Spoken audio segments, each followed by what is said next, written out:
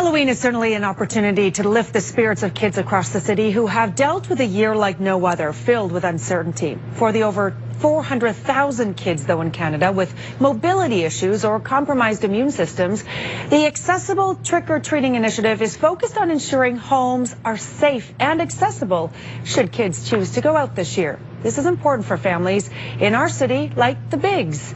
Louis Biggs joins us now to tell us a little bit more about what he hopes to see this Halloween. Good morning, Louis. Nice to see you. Thanks for joining us.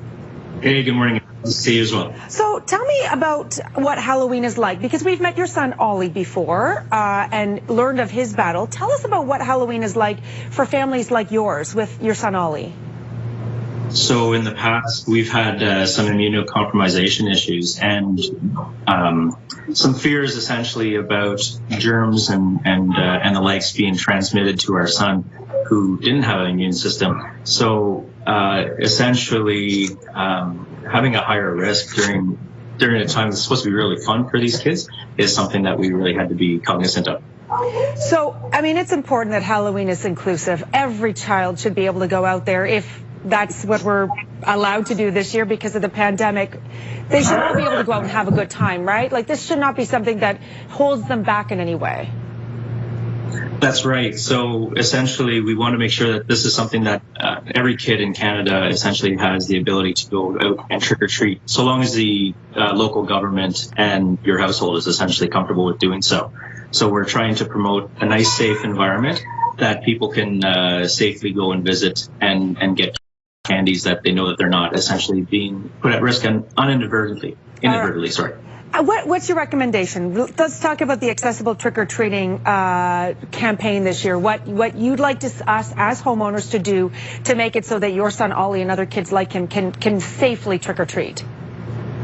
So a lot of times there's a lot of physical barriers for other kids as well. So like with mobility issues and the likes. So we want to make sure that essentially that we can make it very easy for them to get to these candies or these treats. So whether that be essentially setting up a table outside, wearing proper PPE, and even essentially individually wrapping the treats so that you can give them in a safe manner. That would be one way to do it, especially if you have any stairs or anything along those lines, or you have a long driveway.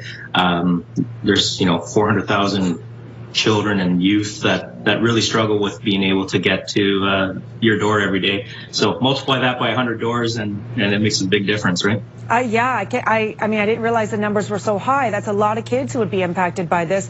And I don't think we normally think of that, we think we open the door, the kids come up the stairs, but that could be very difficult for a lot of kids. I understand there's also like we could draw with chalk, like lines kind of on our driveway, like what we see in stores right now, guiding us to go down certain ways, reminding us to keep our distance. We could do that for the kids too.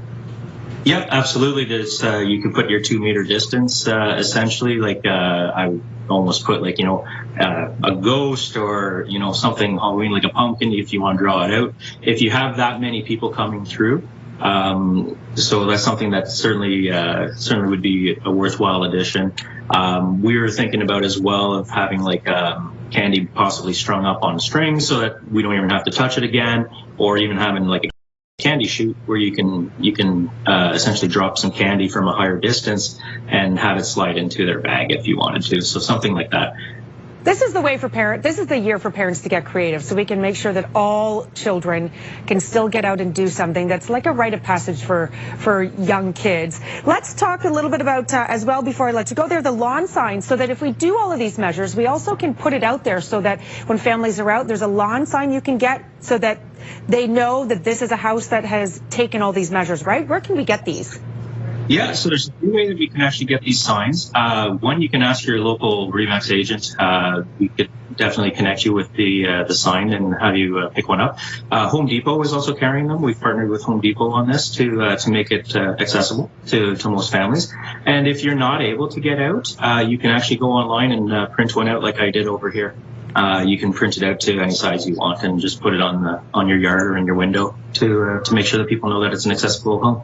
And is Ollie excited to go trick-or-treating this year? Most importantly, has he decided on a costume yet?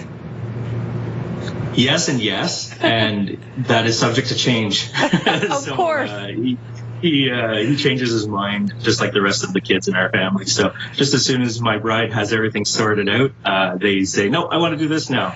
So it always proves to be an exciting time around Halloween. Just like every family, Louis, it's the same for us all. All right, still lots to come before Halloween for those costume changes. Thank you so much. All our best to your family.